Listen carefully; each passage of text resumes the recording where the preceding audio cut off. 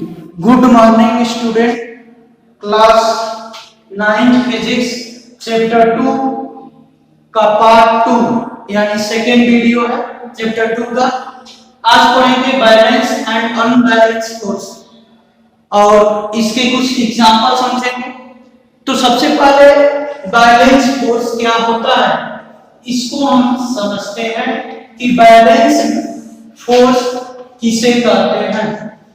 तो balance force का मतलब इससे नाम से ही समझ सकते हैं कि बैलेंस्ड मतलब चारों तरफ से कोई चीज अगर कह दिया जाए कि ये बैलेंस है, यानी इसका मतलब कि ऐसा फोर्स जिसपे कोई ऑब्जेक्ट पे, जब किसी ऑब्जेक्ट पे हम बहुत सारे फोर्स लगाते हैं तो अगर उन फोर्स का रिजल्टेंट फोर्स अगर जीरो आ जाए, टोटल फोर्स अगर जीरो आ जाए, ठीक, तो उसको कहेंगे balance force.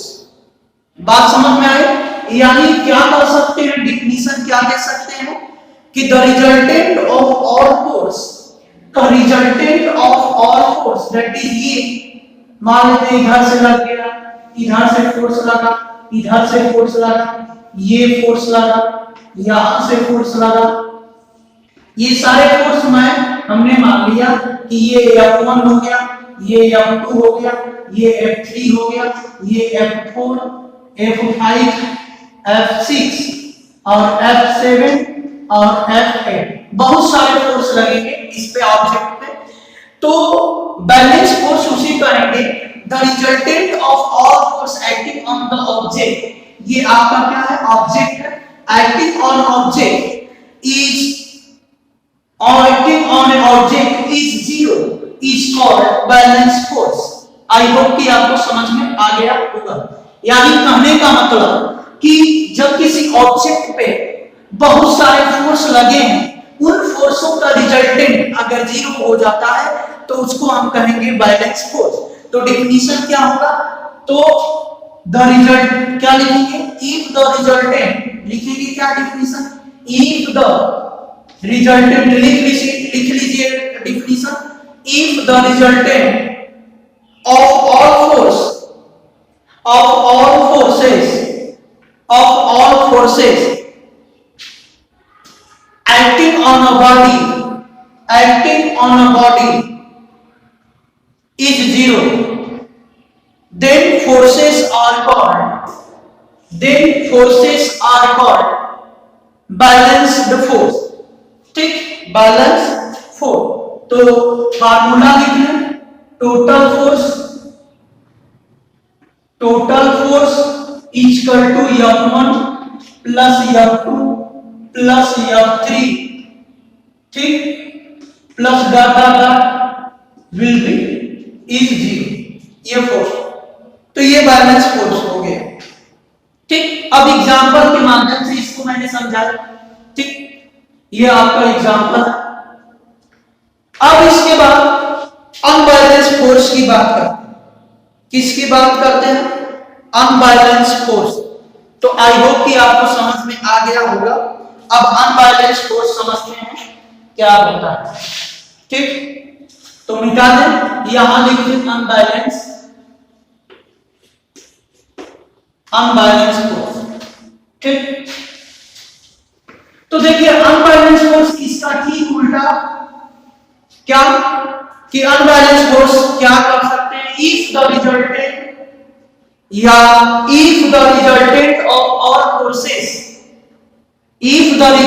Of all forces acting on a body is not zero, अगर जीरो नहीं होता है तो उसको हम क्या कहेंगे, अनबैलेंस फोर्स।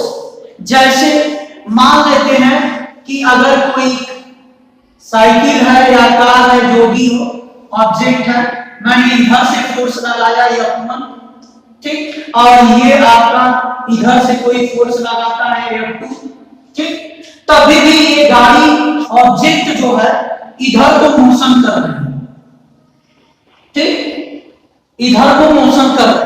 इसका मतलब कि यहां F1 की वैल्यू ग्रेटर होगी किससे, F2 के। ज्यादा ये फोर्स लगाएगा इससे तो इसका मतलब ऑब्जेक्ट किधर जाएगा, इधर जाएगा। अगर ये ज्यादा फोर्स लगाता तो ऑब्जेक्ट किधर जाएगा, इधर जाएगा। इसका मतलब ये हुआ कि अगर F1 F2 से यानी ये फोर्स लगा रहा है ऑब्जेक्ट पे, तो अगर डिस्प्लेसमेंट यानी मोशन इधर की तरफ हो रहा है ऑब्जेक्ट को, तो यहाँ दो फोर्स लगाया गया जिसका रिजल्टेंट क्या है, जीरो नहीं। ठीक, तो टोटल फोर्स जो होगा यहाँ F1 प्लस F2, ठीक, प्लस इसी तरह F3 dot dot not equal to 0। तो resultant force of forces on the body is not 0, is called unbalanced force. I hope कि समझ में आ गया। ठीक, अब क्या करेंगे, तो बैलेंस और अनबैलेंस फोर्स आपको समझ में आ जाना चाहिए। जैसे आप देखे होंगे योर लाइफ में कि एक रस्सी होता है, कुछ लोग उधर पकड़ के कुछ लोग इधर पकड़ के खींचते हैं। जो ज्यादा खींचता फोर्स लगाता है रस्सी उधर की तरफ जाती है, और जो कम लगाता है वो फोर्स कम लगाता है तो वो क्या होता है, वो रस्सी जिधर मोशन करती है उधर की तरफ मोशन करने लगता है, तो वहां अनबैलेंस फोर्स हो गया। अगर मान लेते हैं कि दोनों तरफ लोग खींच रहे हैं और दोनों लोग खींच रहे हैं और दोनों रस्सी है जो मोशन नहीं कर रहा, ना इधर ना इधर, तो बैलेंस फोर्स कहलाता है। ठीक, अब हमें पढ़ना है, तो अनबैलेंस और बैलेंस समझ में आ गया होगा। अब हमें पढ़ना है न्यूटन लॉ ऑफ मोशन। ये वेरी वेरी इंपॉर्टेंट है।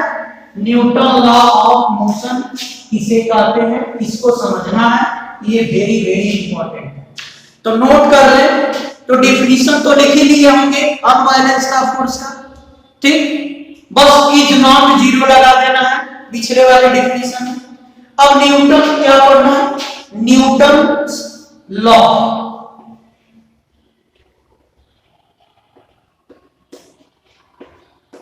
Newton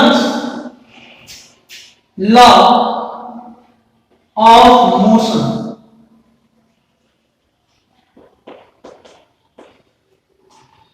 Newton law of motion ये हमें पढ़ना है आज, ये वेरी इंपॉर्टेंट है। तो न्यूटन जी ने 3 नियम डिस्क्राइब किया, 3 नियम। इन तीनों नियम को उन्होंने ड्राइव किया, तो इन्हीं तीनों नियम को हम कहते हैं न्यूटन लॉ ऑफ मोशन। तो क्या डिफिनीशन होगा या जो भी कह सकते हैं, Newton gives 3 describe the law कह सकते हैं, या Newton has gives 3 laws is called Newton's law of motion. तो लिख ले इसको, Newton's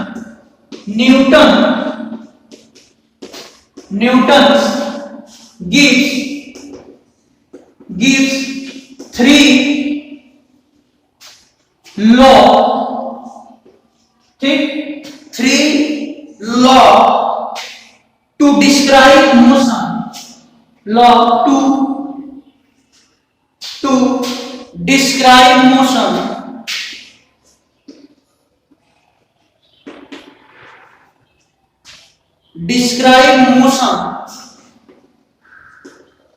motion is called Newton's is called motion of body। यहां ऑफ लिख लीजिए body. This law is known as this law is known as Newton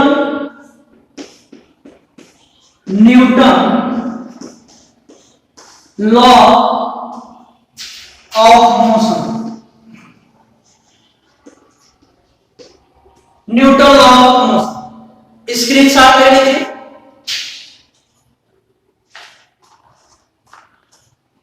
ठीक, अब वो 3 लॉ कौन कौन से हैं इसको समझेंगे हम आज। तो देखो, पहला लॉ क्या कहता है, न्यूटन का फर्स्ट लॉ ऑफ मोशन का क्या कहता है तीन लॉ हमें पढ़ना है। फर्स्ट लॉ कहता है कि अगर कोई ऑब्जेक्ट रेस्ट में है, अगर कोई ऑब्जेक्ट रेस्ट में है तो वो रेस्ट में रहना चाहेगी। अगर कोई ऑब्जेक्ट रेस्ट में है तो रेस्ट में रहना चाहेगी, या फिर मोशन में है तो मोशन में ही रहना चाहेगी। यानी कहने का मतलब ये है कि अगर कोई ऑब्जेक्ट अगर रेस्ट में है तो रेस्ट में ही रहना चाहेगी, अगर मोशन में है तो मोशन में ही रहना चाहेगी। कब तक? जब तक कोई एक्सटर्नल फोर्स न लगाया जाए।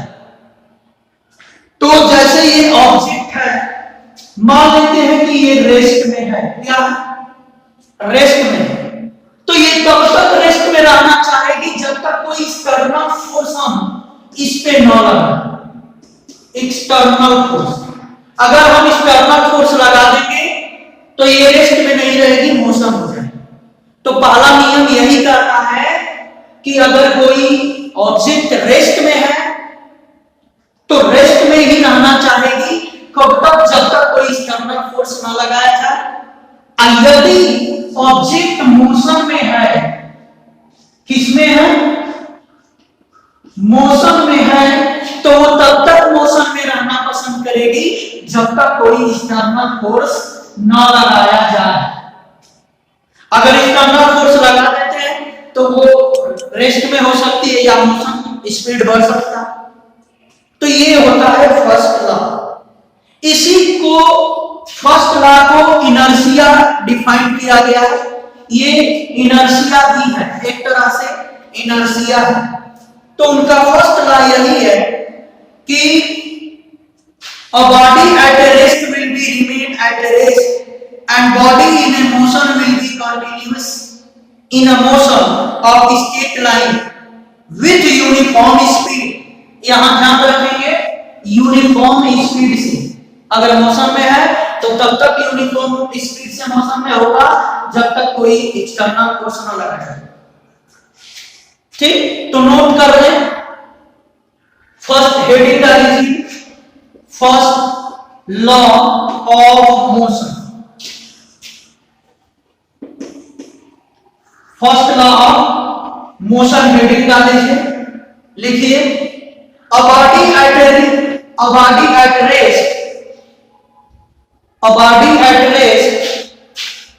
will remain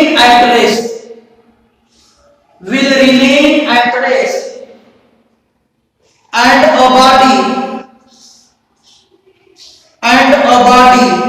in motion will continue in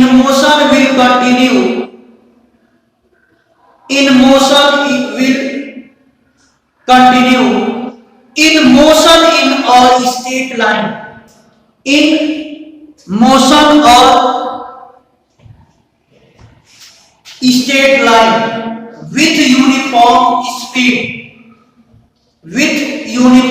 speed, comma, unless it is compelled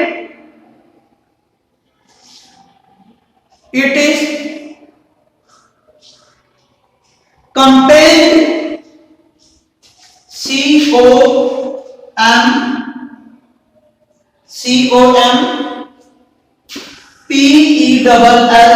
compelled